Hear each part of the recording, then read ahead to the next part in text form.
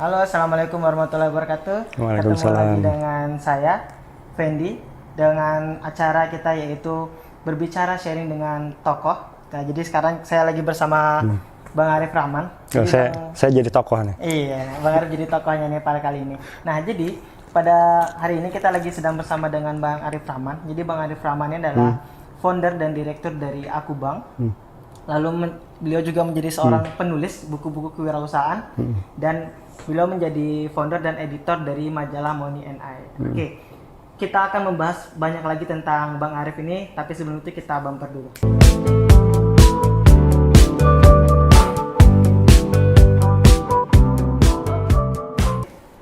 Nah, jadi Bang Arif, saya sebutkan sedikit kan, kalau Bang Arif ini ternyata yang pertama membuat buku-buku kewirausahaan, lalu aktif juga menjadi editor dari majalah Money and I. Money and I, oke. Kebetulan saya juga bawa nih buku majalah dari Money and I.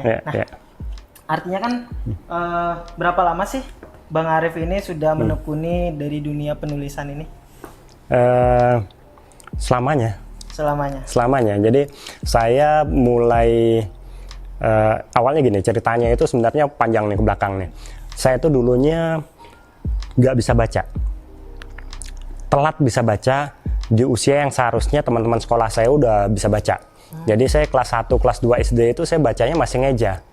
Jadi kalau baca itu teman-teman kelas 1 itu sudah mulai lancar, saya tuh masih ngeja gitu ya. Jadi kelas 3 SD itu baru mulai lancar baca, tapi begitu saya lancar baca, saya jadi pembaca segala-galanya.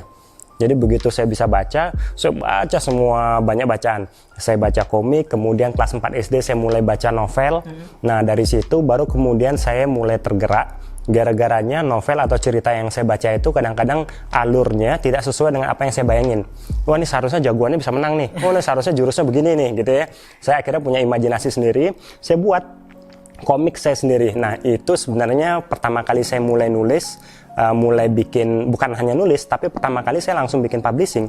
Jadi saya bikin cerita pendek, bikin gambar komik, saya jilid staples gitu ya, tengahnya saya jilid, itu jadi kayak buku komik beneran. Kemudian saya kasih tetangga sama orang tua ya, biasanya yang baca gitu ya. Jadi saya udah punya perusahaan publishing company pertama kali amatir, yaitu waktu saya SD itu. Nah itu terus sampai saya kuliah. Begitu kuliah saya gabung sama unit kegiatan pers mahasiswa karena saya pengen tahu tentang kepenulisan dengan teknik yang benar, karena dulu kan belajarnya otodidak, jadi semuanya tuh berdasarkan apa yang saya mau aja, nggak tahu teorinya yang benar.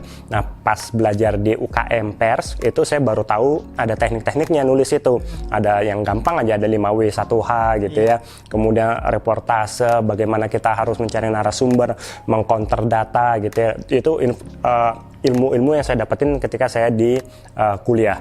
Setelah saya lulus, saya bikin media penerbitan saya sendiri. Saya pernah buat satu brand sendiri, itu namanya Views Magazine. Jadi majalah kayak majalah Hai. Majalah Hai itu kan majalah anak-anak muda tuh. Semacam Hai, tapi lebih mengangkat isu-isu yang berbeda dari yang umumnya.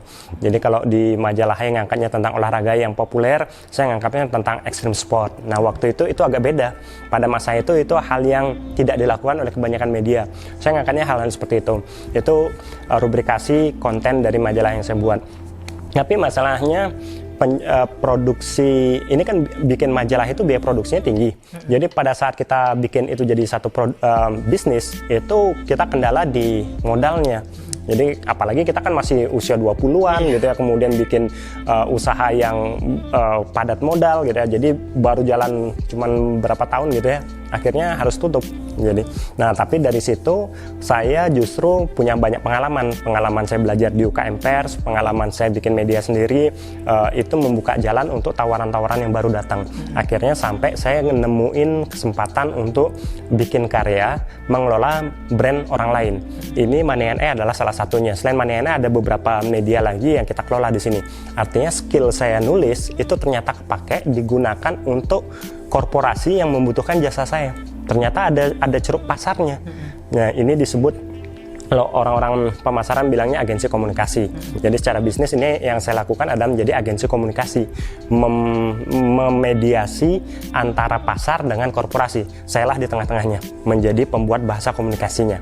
Nah, Money & Aid termasuk salah satunya. Jadi kalau ditanya sejak kapan saya nulis, selama-lamanya nih ya, dari saya usia 4 SD, mungkin 4 SD, 5 SD gitu ya, saya udah mulai bikin.